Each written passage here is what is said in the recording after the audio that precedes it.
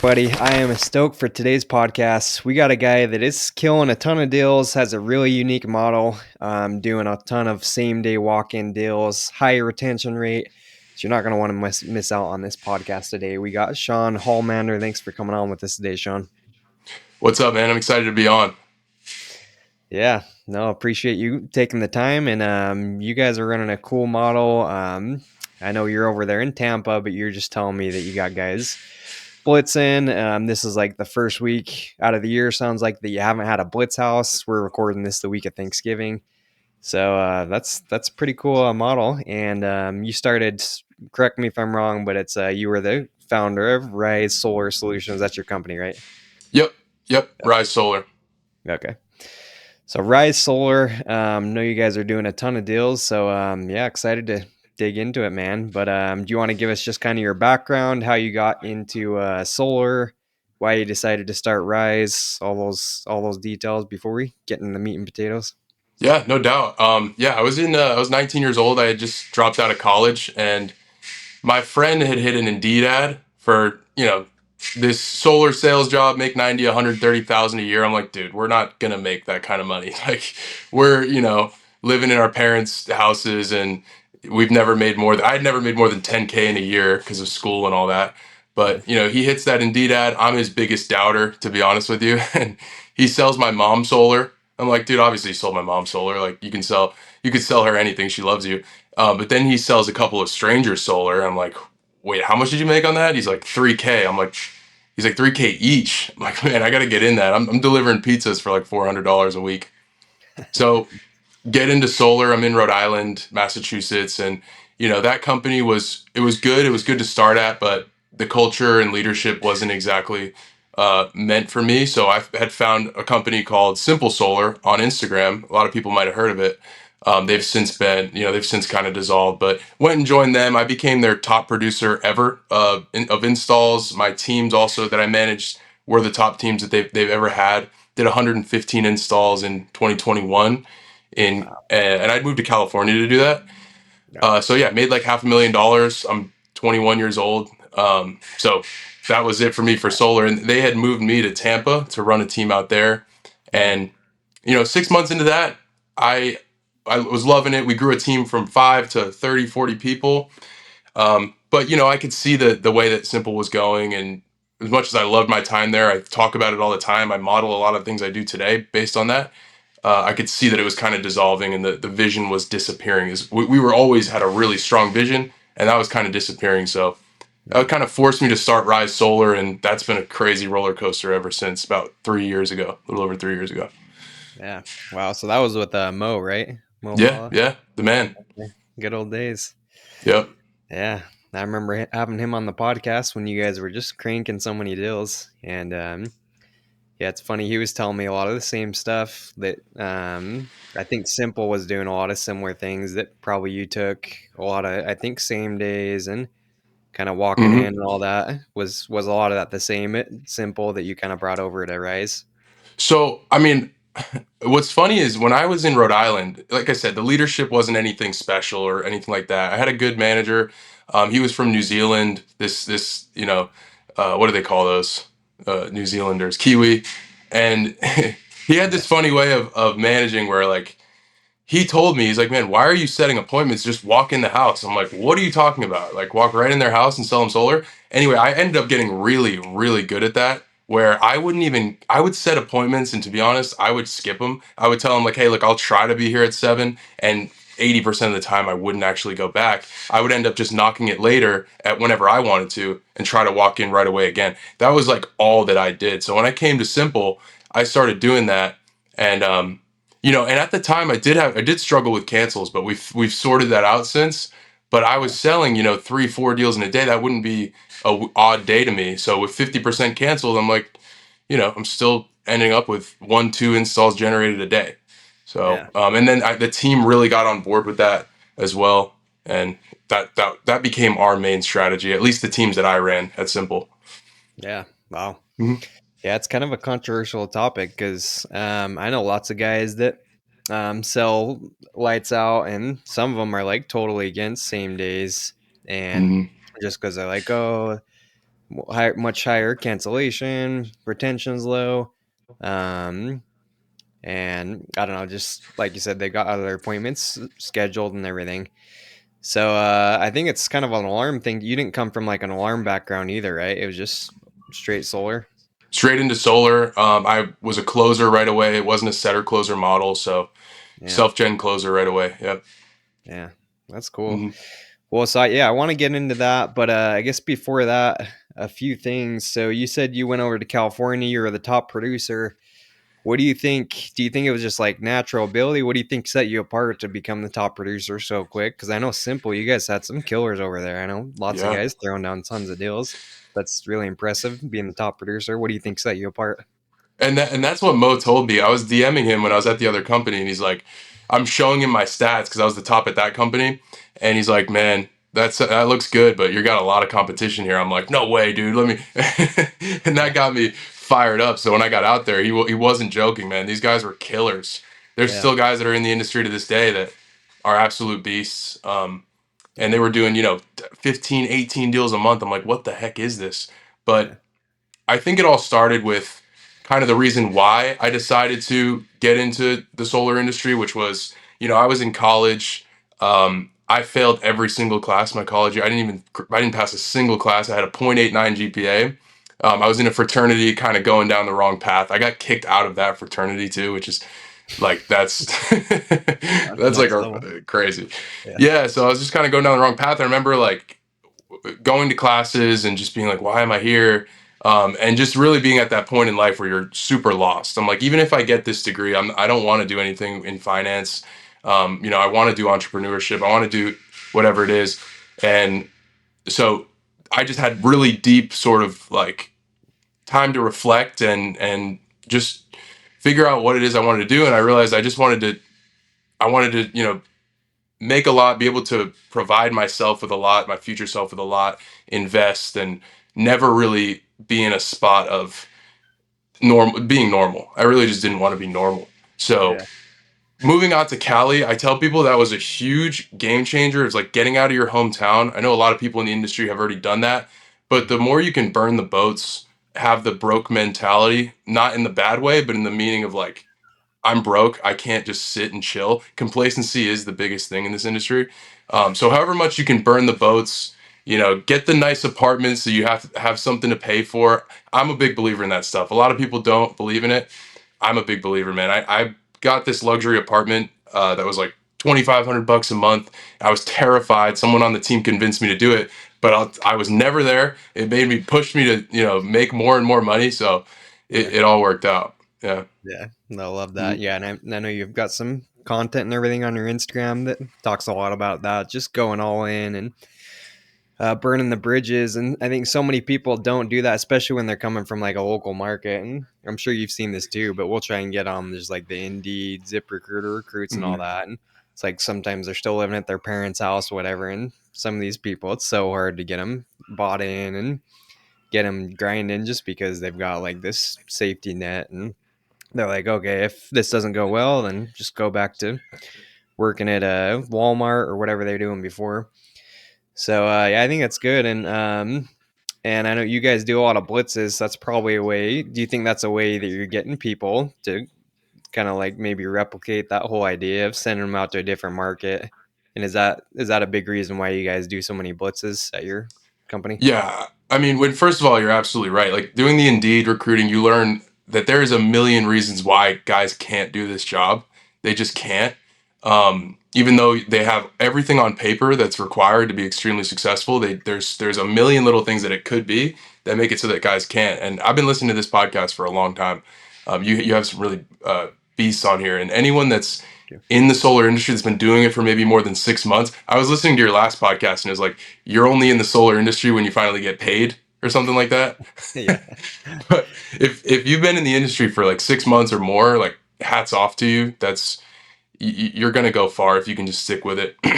But yeah, the blitz model over time, I've just learned that the at home stuff doesn't work for me. At least it doesn't produce the kind of results that I want my guys to have. Hmm. It can get results obviously, but the blitz model I think is just how door-to-door solar should be done. So we've taken a whole different spin on that. We've doubled, tripled down on the blitz model. It's all we do, and we do it all year round, all month round, and it's been really working out. Like the numbers that new guys are putting up is pretty awesome to see. You know, because they get Yeah. put in that environment where they have to succeed. Yeah. So blitzing is huge for me. Yeah. Yeah, no, I think that's good. I see because I see some guys that try to do the hybrid thing. I just had another guy on, James Wood. You might know him, but I think Mm-hmm. they're pretty similar to you. Their company, they do mostly blitzes and, um, yeah, not really guys, just long term in the market. Because I've been with companies that try to do, just like a few blitzes here and there, and or like, a blitz, maybe a few blitzes a quarter or whatever. And sometimes what ends up happening is these sales reps, they'll go out and they'll grind during the blitz, but then they'll come back and they'll just like, yeah, they'll just take it off until the next blitz. Mm-hmm. So it makes sense that, you double down on that, almost either go all in the blitzes or go all in on local market. But yeah, I don't think it works to do like the whole, especially what I've seen, Phil, is where teams are blitzing. They do like a blitz every month, Mm-hmm. because then it's like guys, they just go out the blitz and then they take the rest of the month off. Yeah. So I don't know. For me, I feel like you almost got to do, maybe just do like one blitz a quarter or whatever, have guys grind and then go back and work, or just do like you're doing and just blitz all the time. Because otherwise, if it's back and forth like that, there's so many people that just don't show up until the next time. Yeah. Um, And it's like, and why would you go as hard as you did on your blitz? It's so hard to get through the resistance of like my house is 15 minutes away. You know, all my friends are 50. You know, they're all here. When you and then you go on a blitz and it's like, oh my god, this is how it should be. So if that's how it should be, we should do it 4 weeks a month, not 1 week a month or one every 2 months. I think the blitz model is the way to do it. If guys are trying to really hit their goals and potential, then yeah, that's why we said let's just double down on it and do it all the time. yeah. Let's just keep blitzing. Yeah. Yeah, I like it. So do you have, because I feel like people that run the blitz model, it's definitely more like younger guys and stuff like that. And, Mm-hmm. as we get older, I got wife, kids, and stuff like that. Mm-hmm. So I can kind of see it from the viewpoint. Like my wife, she's not going to let me go blitz for Mm-hmm. three weeks out of the month, and Mm-hmm. just disappear. So how do you keep that? I don't know if you have a lot of like older guys with kids and stuff like that, but what's like your typical? Are guys going 2 weeks out of the month, or how do you manage that with guys that maybe aren't just like young and single and college dudes and stuff? Yeah, and so that's one of the biggest things I've learned. It's a really good question of then some people aren't going to be a good fit for Rise, and they may be a really great solar sales guy, and they could really produce a lot for whatever team they end up with, but they may not be a good fit for us because if we bring on one person that we say, you know what, dude, do the part-time thing and come when you want and this and that, what do you think other people are going to start, thinking and seeing and wanting to do? So we really embody like hire slow. I mean, we hire as quick as we can, but we make sure that these guys are able to commit to the schedule. Um, and it's just a funnel. It's a really small funnel for guys that can do this kind of lifestyle. But I Yeah, made this organization around who I am, which is I was willing to leave my home. I was in California. I was in Florida. No, no friends, not really. I was there to work. I was there to grind, 3 to 5 years in the solar industry. That's what I always say. yeah, Invest that money and then go do whatever the heck you want. But yeah. so I Okay, kind of designed this around people like that. yeah, okay. Hmm. Well, yeah, that's good in a way because you know exactly who you want. So Yeah. I probably couldn't get hired at your company because you're like, hey Taylor, if you're not willing to blitz, I'll invest Oh in no, you. no, we would definitely have to hire you. We'd find something out.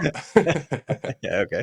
Solarpreneur exception, but everyone else, yeah, Yeah, you nobody can go else. through it. That's cool though. So yeah, what is like the typical schedule and everything? Is this? I know you say you got a blitz house every single week. Mhm. What is it like? Different guys every week, or same guy? Or how many guys are in your company, by the way? How many So people we're you at 14 full-time guys right now. got? Okay, Same guys every week. Obviously, we bring on new people about every week or every other week. But okay, um, yeah, the schedule is 10 a.m. Monday through Saturday. Most guys are in the gym in the morning. Like I say, we have a chef in the house that cooks. So 9:30 breakfast is ready. You got to be done eating breakfast. You got to be dressed, all that stuff by 10 a.m. because that's when the meeting is. we role play every single day, and then we get after it until sundown, which has been getting a lot earlier lately, Yeah. as we all know. Yeah. Yeah. Yeah. Mm-hmm. Okay. Well, so yeah. So catching everyone up, we talked about this before we hit record, but this guy, they bring on a chef and someone that cleans their places, their blitz houses, and I've never heard of this before. This is like a bougie blitz. This is like blitz everyone dreams of. Mm-hmm. So yeah, talk to me about that. How did you guys end up with a chef? And I don't know what's the idea behind that. It's funny, man. I can't believe it either when I still say it, but over time of running this model, it was really the guys I give credit to. They kind of came up with this idea. They said, "Dude, we're spending so much time cooking, and as we all know, when we cook, we have to clean, and that takes twice as long as actually cooking the thing." And we got to eat 3 meals a day, so that man, the time crunch was insane. So we had our sales manager at Dill, who's an absolute gangster.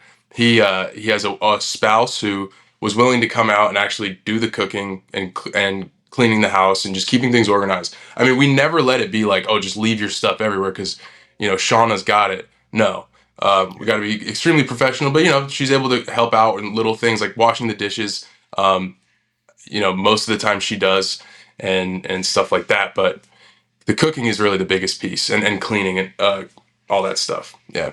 Yeah, that's good. And I assume it's like healthy stuff. It's not just throwing in Hmm. frozen pizzas and stuff like that. Yeah, no. Luckily, it's not like lean cuisine or like TV dinners.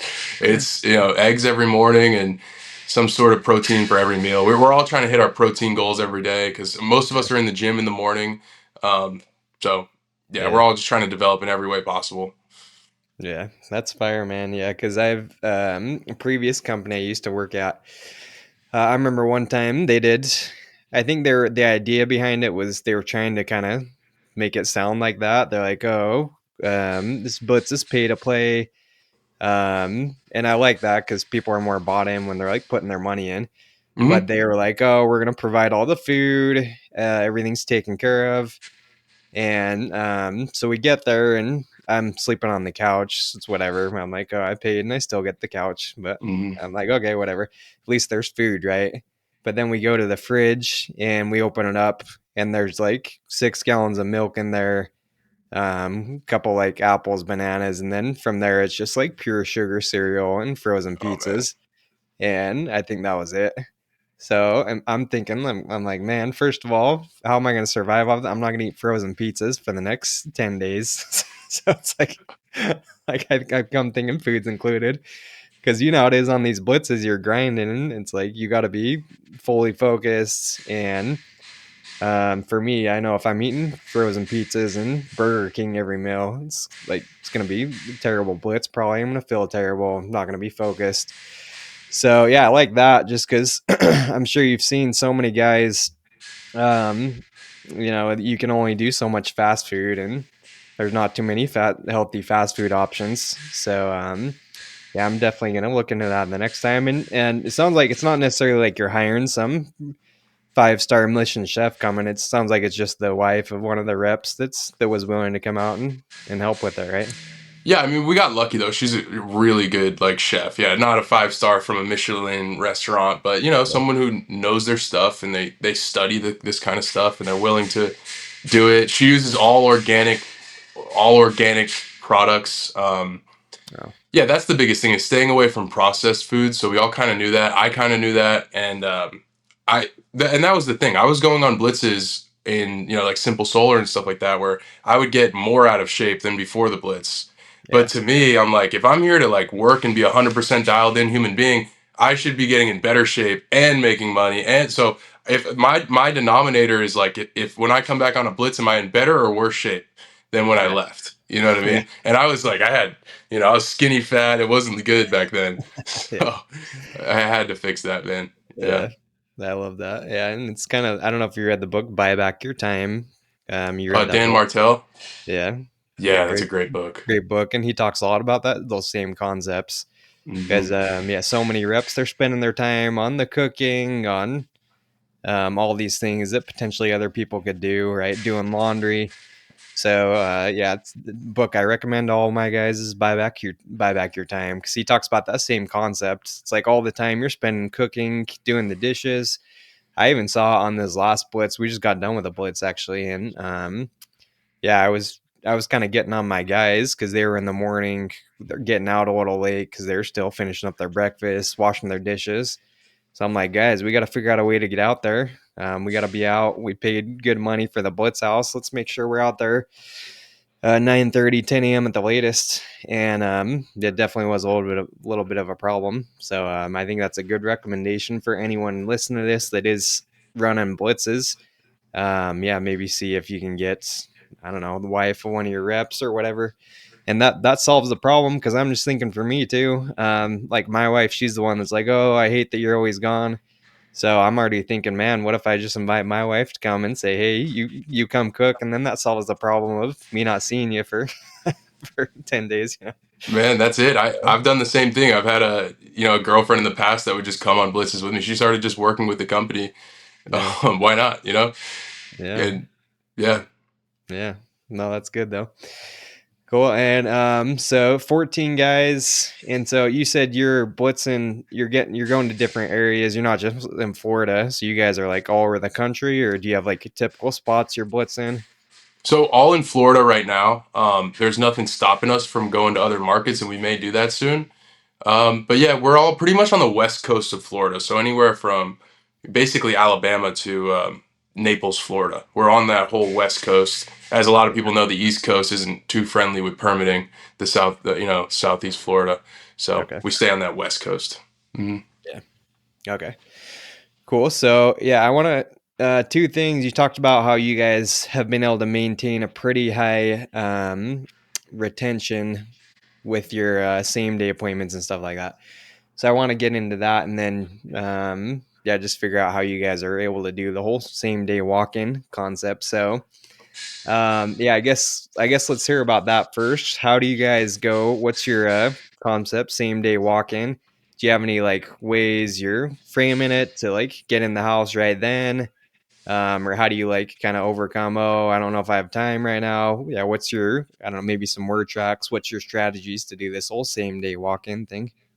Yeah, so the whole mentality is, I'm going to go to the door. I'm going to do my pitch. Obviously, if I get a form of interest, I'm either going to identify whether that other homeowner is there, or I'm going to ask them, hey, do you live here with a spouse as well?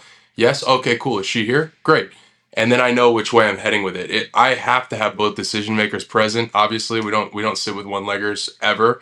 Yeah. Um, as you know, for anyone who doesn't know, that's either going to not close or it's probably going to cancel if you do close it. Spouse comes home and they're like, dude, what did you sign $50,000? And they have no idea what the thing does. They just know it's $50,000, and Yeah. their husband's an idiot. So, like, um, It's tough. so yeah, the whole mentality is, if I know that they're both home, hey, I do my whole pitch, and then the only thing that changes, the only thing is, hey, do you have a small place I can sit while we show you that? While we show you that, if you're a setter, because most of our deals actually, 95% of our deals are set by an appointment setter. So they're saying, hey, do you have a small place I can sit while we wait for our technician? He's right down the road. Or while we wait for our manager, he's right down the road. So it's all about transitioning.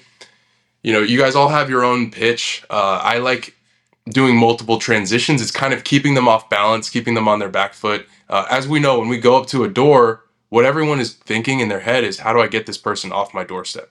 So Yeah. I'm doing things to kind of get their mind off of that, break their preoccupation, but continue to keep it broken. So I'll do my whole presentation, and then, hey, is your meter on the left or the right side of the house? Okay, right side. You mind if we go check that out real quick? And we bring them over to there. Boom, their preoccupation is so broken. Once you show them the meter and all that stuff, hey, do you guys get your bills by mail or online? Okay, great. Can you pull that up for me real quick? And the more things I can get them to do for me, it's keeping their mind off of, how do I get this guy off my porch? And then by the end of all of those transitions, the final transition is, yep, so I just used this graph here on the bill to design the report. My technician's right down the street. He's finishing up with Miss Lacey. Do you have a small place I can sit while we wait for him? And I build that up real quick. And then, once the setter's in the house, they're just chopping it up, talking about anything other than solar. Don't talk anything solar. Talk anything other than solar. Oh, I see your golf clubs, man. What's your favorite course? Or, whatnot. Build the rapport, because that rapport is going to rub immediately off onto the closer, since we Right. represent each other. Um, And that's another key is our closers are always within 5 minutes of the setters. Um, so they're able to get there in 5 to 15 minutes, walk right in, rapport rubs off, and that rep acts as an anchor in the house. If I've never had a problem where if my rep's in the house, I can't get in the house. I'm always going to be let in, Yeah. and that's how we get most of our deals. Yeah. Nice. Yeah. Yeah, that's awesome. And so if they don't have, yeah, if it's just one legger, then you're just pushing to book it for next day Hmm. or okay, Yeah. cool. And Or we I get usually we turn those into go backs because my experience is appointments are disappointments, and we can get more deals by focusing on staying in turf and just next door, next door, next door, rather than running around all these appointments and just mm, sort of wasting time. yeah, okay. Yeah, it's good. That's a good appointments or disappointments. Never heard that before. You never heard that? Yeah, Yeah. that's a good one. Okay. Well, yeah, and then I guess if you're knocking in the morning, if your guys are knocking in the morning, then they can probably do, like appointments later in the evening, right? Like they'll Hmm. book it for 5 or 6 whenever the spouse is home. Yeah, we try to keep our closers out as late as possible into the night. That's what we're there to do is make money. So you give me an appointment at 10 p.m., I'm ecstatic. I'm hyped about it. I'm not worried Yeah. about it. So if Yeah. the setters can book our closers as late as possible, that's best case scenario, and as early as possible too. Yeah. Yeah. No, that's awesome. Okay, and then the other big thing is, yeah, like we were talking about before, is just the whole retention on it because I struggle with it too. Is I try to push for same days when I can, but I still notice that my retention is definitely lower on same day closes. So Mhm. I'm definitely curious to learn what you guys have done or tweaked to like increase that retention. So yeah, what's your secrets on that? What are you guys doing to get these things sticky and not cancel or not like have the whole buyer's remorse thing being closed same day like that? For sure. I think it's really mainly the biggest switch came down to a mentality thing because every company that's out there, if they're doing things right for the most part, they're really highly digging into total FCs, total contracts signed by the end of the month, which is great. It's obviously correlated to how many installs you get, but that was the key word that I just said was installs. Yeah. So we could go ahead and never even promote contract signed and only promote installs, we probably have a really, really high retention rate. But obviously, we don't want to do that. We want to have wins every single day, and installs can take time. So we don't want to only. But I think people just kind of overemphasize the contract sign because, man, there's companies out there that you and I both know that put up these crazy numbers, and I would love to see their install rate. I would love to see it. I think industry wide it's 50%. People say it's 70. I think it's 50%. So when you guys are on Instagram and seeing these companies doing 100 deals in a day, it's like great. But how many are you guys actually installing? Yeah. Um, so it was mainly a mentality switch. So when you like if you come into a company where it's like, dude, we don't care about how many contracts you signed, we care about how many installs you did, Hmm. that's going to change the whole way you approach the situation. And I remember when I was at Simple, I had a pretty bad cancellation rate because I was looking at total contracts signed. That was Hmm. all I cared about. I wanted to get out of the house, post it on the group me, everyone shouting me out, like, yeah, go Sean, go Sean. I was addicted to that dopamine. But when we switched it over to like, dude, this is about how much commission is hitting my bank account, um, then you're in that house and you're like, I don't even want this contract signed if I don't think they're going to stick with it. I think that's how you get to an 80% plus retention rate is when you don't even let people that you don't think are going to go through with it sign. And then the Hmm. 20%, it's just going to happen. If you can get it under 20%, great, great on you.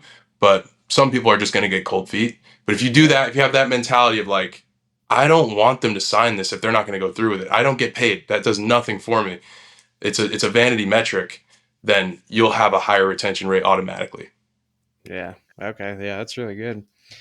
And yeah, I like what you're saying about celebrating the money hitting the account just because I've heard from some guys too that they don't even celebrate like appointments being set, right? Because it's kind of that same concept as I remember when I first started, I would get that dopamine hit, like booking all these appointments that I knew most weren't even going to sit, but I felt so good posting, oh, this fifth appointment on the day, sixth appointment on the day.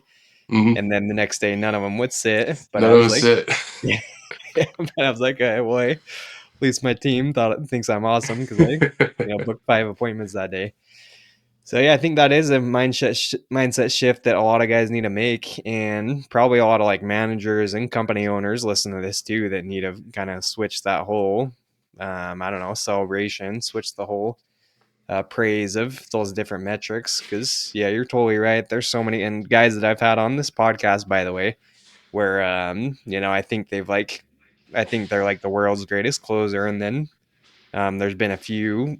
There's been a few people, not shouting out names here, but where I've Mm-hmm. later heard after I had them on the podcast that like less than 20% of the deals they talked about on the podcast went to install. I'm like, Man. geez, man, I don't know if maybe I shouldn't have had that guy on the podcast. So yeah, Man, it yeah, happens a lot, and they're on stages too, and it's like, ah, man, if only yeah, it's yeah, if we could just switch to just talking about install numbers, that would be great. That's all that really matters. So there's companies that do 200 deals a month, and you may be at a team that's only doing 50 or whatever, but they're just installing the same amount you are. And by the yeah, way, how much time is wasted and how many more reps do they have to get to 200 contracts? You guys are installing the same amount, less yeah, reps, less time wasted with yeah, just these contracts being signed for no reason, hour-long presentations for nothing. yeah. Yeah. Yeah, that's good. So I'm guessing you guys don't do the whole like soft close thing. So if you see people, they're like, oh, like they're not totally sure. Then are you And pretty that's much just exact calling them out and just saying, hey, if you're not 100% on this, then I don't even want them coming out here site surveying or what's like your and word that's on that? exactly it. That's where the team culture, if you make it about like cancels are a bad thing, like you're kind of embarrassed. You are embarrassed when you get a cancel. Like we don't want to bring people down, right? But there's a lot of, like at Simple when we were over there. I think I can say it because they're kind of not there anymore. But we wouldn't really. Nobody knew if someone's deal is canceled or not. Nobody knew. But over here, it's like you have a setter attached to every deal. We're a tight knit team. If a deal cancels, it's like everyone hears about it, and it's Yeah, like, oh, that customer that they signed, and that's in my opinion a good healthy culture where it's like you're kind of like, oh man, that canceled, and nobody's like rude to each other or like, man, why'd you let that deal cancel or not? But it is kind of like not cool. Whereas a lot of companies I know they could care less how many cancels you get. It's only about how many contracts you sign. yeah, Yeah.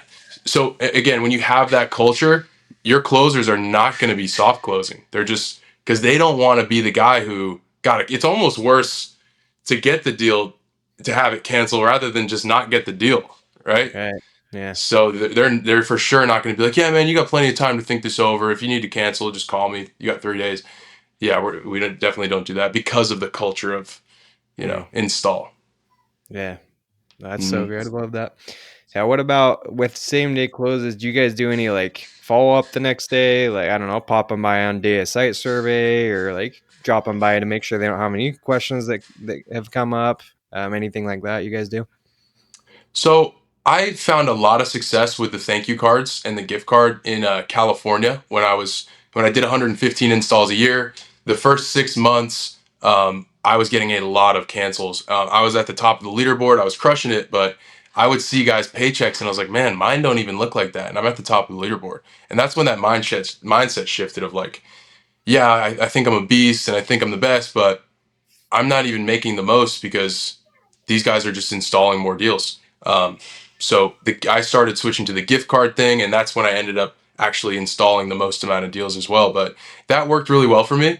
I think it may be kind of a supplement for maybe not doing the full job in the home of answering all the questions, making sure rapport is strong, expectations are set properly. Like, look, if it's going to take 4 or 5 weeks to install, you better let them know it could take 6 to 8 weeks, not 2 to 3 or 3 to 4. You got to set those expectations properly. That's huge. If you're not going to be in communication with them, don't tell them you're going to be, right? Be like, hey, no news is good news. We're probably just waiting for permits if you don't hear from us, but we'll be in contact soon with your install date. Or if you're going not I've made this mistake where I've told people I'm going to bring them a thank you card, but I got busy and didn't do it. Don't do that. Like, Yeah. if you're not sure you're going to bring one, don't tell them you're going to, because as soon as you don't, they're like, oh, this guy was a liar, this and that. He fell off the face of the earth. Cancel it, right? Yeah. So, yeah, I think it's mainly just about, I did a good job with gift cards. That kind of helped out. But now it's more about just making sure all questions are answered, expectations are set really well. We did a good job selling it. Didn't leave any questions on the table. Just being a better sales guy. When you get a cancel, it's a good opportunity to look at yourself and be like, okay, how can I just be a better sales guy? I don't need to supplement it with thank you cards. Those things can help, but how do I just be a better sales guy and get that customer to be sticky? Yeah. Okay. Yeah, it's good because I know a lot of people at our company when they do same days, most of them like pop by the next day to kind of like, Mm-hmm. or I know one of our top guys over here in San Diego, they'll have the setter go by and like drop off a gift at the site survey, and I think things like that can help. But I think more than anything, though, I like what you're saying, just getting in that different mindset because I think that's more of an issue than anything else. Yeah, you can do the thank you cards, you can drop off gifts and all that, but if you're just like slapping mud at the wall or like super soft closing, like down here in California, we do a lot of Sunrun PPAs, Mm-hmm. and I don't know if you've heard about their contract, but it'll literally say on the contract that they can cancel up until the day of install. Ooh, So that stinks. yeah, I know. So I hate it. I'm like it is. So when I'm doing Sunrun PPAs, I try to like not let anyone see that. Yeah, 'Cause- just hey, page 14 and 15 don't matter. Just yeah, don't look at those. yeah, yeah. Because it says up there, it says like 5-day right cancellation, but then beneath that it says cancel until it says our policies you can cancel until the day of the install. Yeah. Um, so I'll try to kind of brush over that. But Yeah. yeah, it's like just getting out of that mindset because if you're closing on that based off of that, that's like that's the worst thing you could do, and for sure gonna have way more cancellations. Mm-hmm. So that's good stuff, man. So it sounds like you guys are pretty lean and mean, 14 guys. What's like your typical results? So guys are out there grinding on the blitz. What's the typical result that they can expect? Yeah, so I like to look at the brand new guys. We've found that, most of the time our guys get a deal within their first 2 days and no less than two deals in their first week. Um, I think just because of the time and attention that we put into them. So that's our goal is to get them a deal within their first 3 days. And then no less than no less than two in their first week. That if you look at metrics, that's the number one way to retain guys as well, is to get them the faster they get a deal from their first day is the longer they'll stick around, the better that they'll do with you, the more commission that they will make over time. So that's our goal, that's our metric. But our standards are high. We don't let people fall below like 5 deals a month. That's absolutely no way. Um, and it's from a management perspective, it's just making sure that like the guy at the bottom of the leaderboard is getting the most attention, and then the second, third, fourth, middle, your top guys, you can actually ask them, hey, can you guys also help with the guys that are not at the top of the leaderboard and bring them up? So when you have a good culture, everyone is kind of helping everyone. But I like to just look at it from who's at the bottom of the leaderboard. Okay, let's get this guy to the middle, to the top, and then we'll go back. Who's at the bottom? Bring them up, bring them up. And sometimes you have guys that just continue to just keep going down to the bottom and bottom and bottom. And, you've got to have a tough conversation with them, or maybe it's just not a good fit. Yeah. Mm-hmm. So how do you when you're hiring new people, how do you bring these people into the culture and get them used to blitzing and everything and not bring down the team? Because 14 guys, you're pretty tight knit. Mm-hmm. You just, I don't know, condition them beforehand. What do you do to get them bought into the whole culture of you guys Yeah, blitzing? yeah, it's a great question. We had 5 people join last Monday, or two Mondays ago, and just yesterday I got a call. They're heading home for Thanksgiving, and they're calling me. They're saying, "Man, it feels like a family already. Like just it's weird how I just met these guys, but 2 weeks later, it literally feels like they're family, and like I've known them forever." So I think that's on a part to the Blitz House, right? The proximity is great. Biggest thing is just hiring only people that you would want to hang out with in your free time. You, Yeah. outside of work, we've all been in offices where we see someone that we're like, should that guy really be here? Yeah. And I don't see why that even happens. I mean, you gotta. I think the culture fit is more important than the sales skill set fit, and for that reason. So if you have all those kind of guys, that culture kind of mixes pretty easily. It's without much effort at all, really. Yeah. And Mhm. especially if you're just doing blitzes, that's the last thing you want is blitzing with guys that you don't like and Mhm. yeah, aren't the right fit for the culture. Yeah, it's nothing worse. My first summer pest control. It's basically a blitz for the full 4 months, 4.5 months, or whatever you're doing pest control. And yeah, I remember I had one of those iPod Classic things at the time. This was back in like 2012, 2011. Mhm. And this dude, he bailed on this summer, and then he had jacked my iPod when he went home for the summer. And Oh I'm like, no. dude, like I'm living with these people that just steal your stuff, and it's like nothing worse than not being able to trust people you're living in the same place with, and guys yeah, on top of them not working or being a bad fit for the culture. So Mhm. yeah, that's super important. Do you guys do a lot of is it just internal hiring? Do you guys do the whole ZipRecruiter Indeed stuff, or is it just kind of like word of mouth and all that? Yeah, so we're on Indeed, but word of mouth way bigger, and social media is number one. Social media is number one, and then close second is just friends, word of mouth referrals, Yeah, and but we have Indeed where if we get a guy from Indeed that happens to be solid, then he can just sort of be another branch of his referrals and whatnot. So I like to keep those cold markets sort of open. But yeah, Instagram's number like social media, and then cold. I mean, warm network, people's yeah, friends, their family, whatnot, and then stuff like Indeed, job boards. yeah. Yep. Okay. Hmm. Well, cool, man. So, last couple questions before we start wrapping up here, Sean. So another thing that I know people struggle with when it comes to cancels is just maybe dealing with the installer. Mm. Poor communication with installers making mistakes, stuff like that. So, do you have any tips? Because I know that definitely plays a part in the retention too, is knowing how to like manage those relationships and everything, and set the expectations with that. You talked a little bit about setting those expectations. So, what do you guys do with that? How do you manage like your installer relationships and get good communication? Any Yeah, tips on that? that's a really really good question. That's like the number one complaint I'm hearing from people in the industry is their relationship to their installer. And oddly enough, or funnily enough, I'm in my installer's office right now. This is their studio that they built in their in their office. Yeah, They're the coolest guys, and I have a really good relationship with them. They're friends inside of work and outside of work, and I've been lucky with that, because that is the biggest complaint I've been hearing from other people, and I'm just like, what do you mean your installer doesn't pay you? Like, why don't they just pay you? What do you mean the installer's not putting glass on the roof? Don't they want to? So you've got to have a strong relationship. And I've had definitely bad situations. I'm having to work with an attorney right now to deal with a situation I have with a past installer. mm, You have to have a close relationship, and the problem is too, if you're a small fish, as they say, it's harder to have a good relationship with that big boss who works with these dealers that do 200, 300 deals, whatever, and you're only doing 25, 30, 40.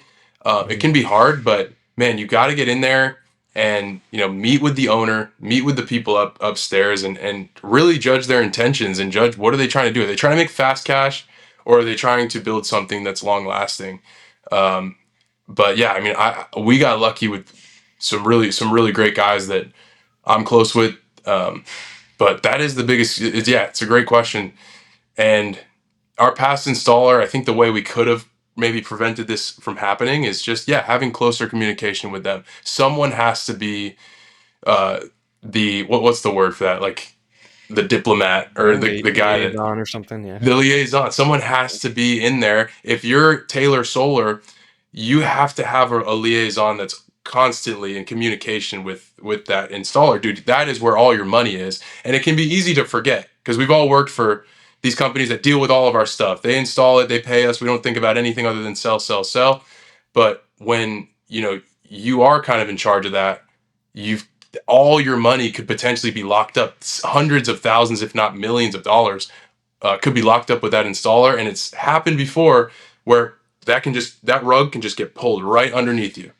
yeah, And it's not only you that's getting screwed, you're screwing all these people that are under you. That's the worst part. So that's yeah, your responsibility to have that kind of connection with the yeah. installer.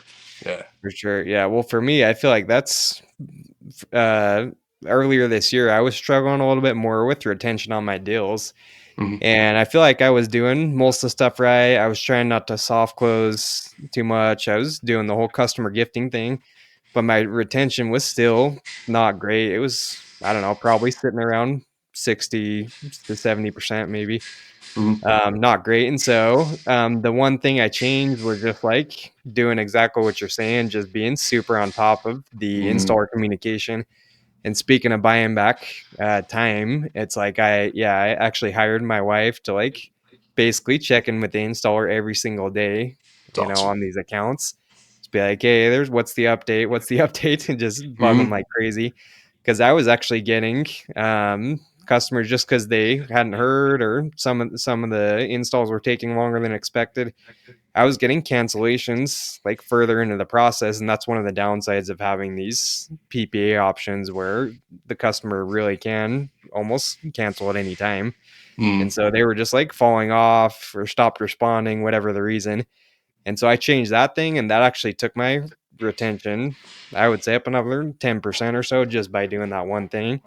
So I think on top of all the stuff you're talking about with getting in the right mindsets, doing customer gifts maybe, but yeah, guys need to either be on top of themselves, checking in with the installer, or like you said, get some type of liaison, get someone that's checking in. I would say like pretty much daily, Yeah. staying on top of these accounts because Yeah, I mean, squeaky wheel really gets the grease. Like you can be the installer that does. I mean, the org that does 50 deals a month, and then there's one that does 200. But if they're constantly seeing your name, like bugging them, like, hey, what's up with this project? What's up with this? You may feel like you're being annoying, which is probably why you might want to hire someone else to do it other than yourself, like you did. Then you don't have to be the one. But when they see your name coming across the desk every single day, they're saying, okay, these guys are serious about their jobs. They know that they're solid and they know they're going to go to install, which means we're going to get paid and they're going to get paid. So it's not a bad thing to get on their case, even if you're not doing as many deals as maybe the big titan in your area. It shows that you're more serious. You probably have a higher retention rate because you know these jobs are going to install when you're yeah, deliberate about it. Yeah. yeah, 100%. So yeah, hopefully you guys have taken some notes on all this. We've gone over a ton of awesome stuff, and so yeah, I want to ask you, Sean, what's next for Rise? Are you guys trying to like expand the company, keep blitzing with a lot of people, or what do you guys got in plan for the future, your company? Yeah, man. Our goal is to be at 100 people by the end of 2025, and that means multiple markets. Probably heading out to Cali again, which will be cool. Maybe Texas and um uh, Arizona. Try to stick near the Sun Belt for now. But yeah, we Yeah, just want to keep expanding and growing and kind of duplicating this blitz model that we have into different markets because it works exceptionally well. I think the lifestyle is able to actually stay high up while you're making a lot of money. You're actually having a great lifestyle too, and I yeah, think it's something that we can replicate throughout the whole country. So that's the goal. yeah. That's awesome. And I forgot to ask you. So if you got your 14 guys blitzing, did they do like I don't know 3 weeks on, a week off, or is it just like straight blitzing almost the entire year? Or It's like, straight blitzing. wow, okay, It's straight blitzing. Yeah, that's what I yeah, did. Like so. That's yeah. Again, we're looking for people that want to get in here, do really yeah. really well for themselves, and yeah, they're out there. Hmm. Yeah, man, it's no wonder guys are getting results because you get most guys in solar. It's like they do a blitz and they're like, oh, I gotta take 2 weeks off. I'm gassed. Hmm. It's like I think once you build up that just endurance, that becomes like the normal. Yeah. I think guys get conditioned to doing that. So yeah, and I think it's probably just a mindset shift if they know that's how it is at your company. It's like Hmm. this is normal. This isn't like we're going hard for 10 days and then taking 10 days off. It's just Hmm. this is and it's funny because we say blitz, but this is like us working a blitz, that's basically like us working a normal job, right? Hmm. Yeah. It's just like Exactly. so it's Yeah, I funny we say it's call it blitz blitz. model, but this is what we Yeah, do every every week. yeah, So, yeah. mm, It's like we should almost just call it this is normal work. This is like yeah, the job. yeah, we just we run a model. It's a normal model. Yeah, that's awesome. Well, cool, man. So if guys want to connect more with you, looking to maybe joining you on a blitz or something like that, what's the best way to connect with you, Sean? Yeah, I'm on everything, but Instagram's the best. It's at Sean Holmander, SeanHolmander.